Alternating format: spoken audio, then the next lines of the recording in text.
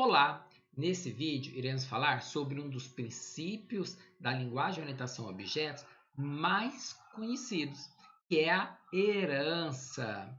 Bom, no caso do curso de análise e desenvolvimento de sistemas do campus Hortolândia, você já teve contato com a herança em disciplinas anteriores.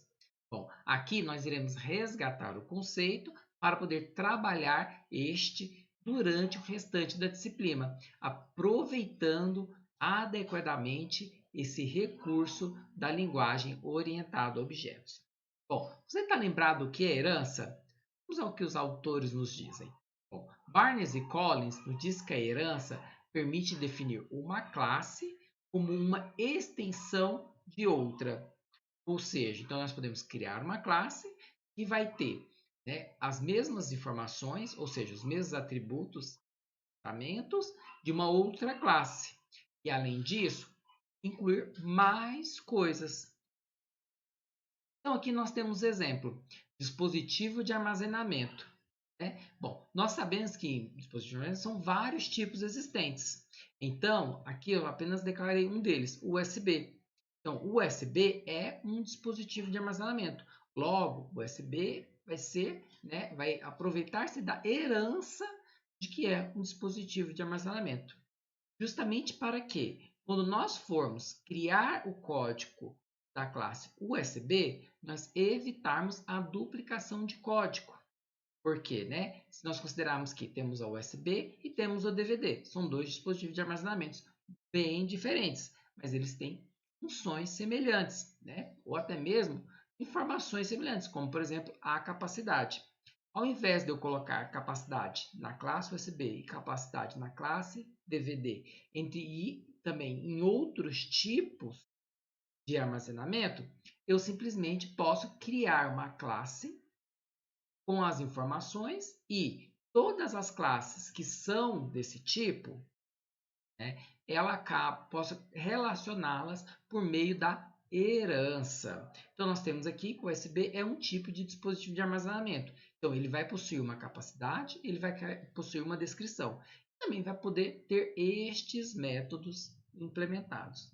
E assim, desta forma, codificando apenas na classe referenciada, que nós evitamos a duplicação de código entre as diversas classes que possuem essas características. Bom, dizemos que a classe USB ela herda de dispositivo de armazenamento. Ou então, podemos usar a palavra herda ou estende. Herda porque nos lembra da palavra herança. Enquanto que estende significa o quê? Que ela vai, além de poder fazer tudo isso e ter todas as informações desta outra classe, ele pode fazer algo a mais. Então, adicionando novas funcionalidades. Lembrando do diagrama de classes, o símbolo para o diagrama de classes é o retângulo, aí vai variando a quantidade de compartimentos conforme a descrição que nós queremos dar naquele caso. Então, nós temos o primeiro compartimento, o nome da classe, que sempre é obrigatório, o segundo, o atributo, e o terceiro, o método. Algumas vezes, não necessitamos apresentar os atributos e os métodos. Assim, representa-se a classe através de retângulo.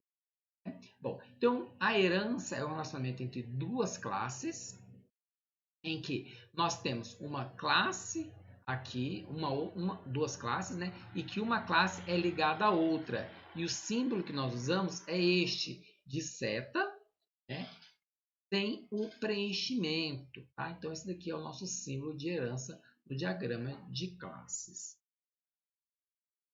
Voltando ao conceito, Deitel e Deitel, eles informam que uma nova classe é criada adquirindo os membros de uma classe existente e, possivelmente, aprimorando-os com capacidades novas ou modificadas. Ou seja, nós teremos, então, no relacionamento de herança, duas classes. Uma delas é a superclasse, que é a classe da qual será herdada, e a subclasse, que é a classe que herda da superclasse. A subclasse ela vai ter os membros da classe existente, ou seja, ela vai possuir tanto os atributos quanto os métodos da superclasse e pode adicionar, ter novos atributos ou ter novos métodos, que então é a capacidade de ter aprimoração. E até mesmo ela pode fazer de uma forma diferente alguma coisa que a superclasse faz. Nós podemos também modificar. Enquanto isso, Horsens e Corner, de forma que a ideia por trás da herança é que você pode criar novas classes base nas classes existentes. Ao herdar a partir de uma classe existente, a gente reutiliza ou herda, né, os métodos e campos e adiciona novos métodos e campos para adaptar sua nova classe a novas situações.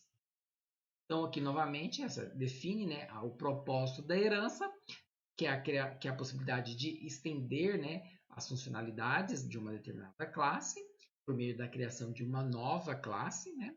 E essa classe pode então ter novos atributos, novos métodos, se for desejável, para que essas classes elas se adaptem a uma nova situação, por exemplo, a um novo requisito.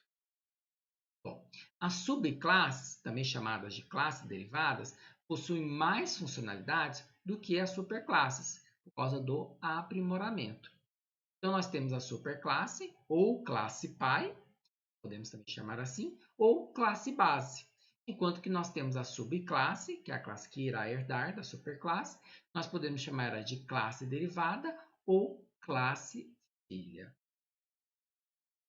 É importante salientar que a herança é um relacionamento do tipo E1. Então, lembra-se do exemplo que eu comecei no início desse vídeo? O USB é um tipo de dispositivo de armazenamento. Então, o USB é um dispositivo de armazenamento. Então, a herança em si, ela possui uma relação também de semântica, no sentido de que a subclasse ela vai ser um tipo daquele da superclasse. Vamos falar um pouquinho, então, sobre a visibilidade. Nós temos, considere dispositivos de armazenamento. Nós escrevemos, né, que descrição e capacidade, conforme está modelado aqui nesse diagrama, eles são privados. Bom, no caso, quando esses nossos elementos são privados, somente a classe na qual foi declarado aqueles atributos possui o acesso aos atributos. Está lembrado da visibilidade? Se não, retorne ao vídeo sobre visibilidade e assista novamente. Bom, neste caso, o USB, embora herde de dispositivo de armazenamento, ele não terá acesso direto aos atributos descrição e capacidade, ou a qualquer atributo ou método que esteja declarado como privado. Mas o USB poderá e terá, né, os métodos, né, descrição, set descrição, get descrição, set capacidade, get capacidade e detalhar dispositivos, pois esses métodos foram declarados como público. Então, no caso da classe filha, embora a classe filha possua internamente os atributos e os métodos declarados como privados, esses não ficam acessíveis para quem deseja instanciar e quem deseja utilizar um objeto da classe filha. Então, uma subclasse ela não vai poder acessar os atributos ou os métodos privados de sua superclasse. Caso desejamos acessar os métodos ou atributos da superclasse, nós temos que alterar a visibilidade deste atributo ou do método na superclasse. Então, nós temos que definir esse atributo ou método do tipo protected. Embora comumente nós colocamos então os nossos atributos como privado, nós temos que pensar também em relação à herança. Quando que esses atributos poderão ser acessíveis ou não por suas filhas? Caso seja importante que as filhas tenham acesso ao método ou aos atributos, talvez seja melhor utilizar o tipo protegido ou protected, ao invés de privado. As classes elas podem ser vinculadas por meio de relacionamentos de herança e, com isso, compor uma hierarquia de heranças. Vamos pegar este exemplo aqui de Barnes e Collins. Bom, eles começaram, né, que o mundo, o reino animal, né, foi definido uma classe para representar os animais que pertencem ao reino animal, né, e ele dividiu, olha, os animais, aqui no meu exemplo, no meu contexto, quero que sejam divididos em mamíferos e ave. Bom, mamífero, eu posso ter um cão e posso ter um gato, enquanto que ave pode ser uma galinha ou pode ser um pardal. E o cão, ele acabou dividido em raças também, por exemplo, poodle e dálmata. E a partir desse relacionamento entre poodle, cão, dálmata, cão, cão, mamífero, animal, foi criada uma hierarquia de classes. E nós aprenderemos a aproveitar durante a disciplina. É importante salientar que, né, duas classes, como vocês podem observar aqui na figura, duas classes, tal como galinha e pardal, elas podem herdar da mesma classe pai. E, veja, cão e gato também herdam da mesma classe pai, que é mamífero. E eu posso ter, então, quantas classes forem necessárias que herdarão da mesma classe. E aí nós vamos ir identificando a partir do contexto da nossa aplicação, a partir dos requisitos da nossa aplicação, conforme o que nós queremos representar naquele momento. Agora você deve estar se perguntando, tá, professor, é possível que uma classe pai tenha vários filhos, ou seja, várias classes filhas. Mas e ao contrário, é possível que uma classe ela tenha duas classes pais? Na orientação a objetos, né, na teoria da orientação a objetos, é possível. Então, sim, é possível, né, que uma classe possa ter mais de uma classe pai. Então, vamos ao seguinte exemplo. Eu tenho uma classe que representa carro e eu tenho uma classe que representa barco. Bom, carro anda na superfície e o barco anda na água.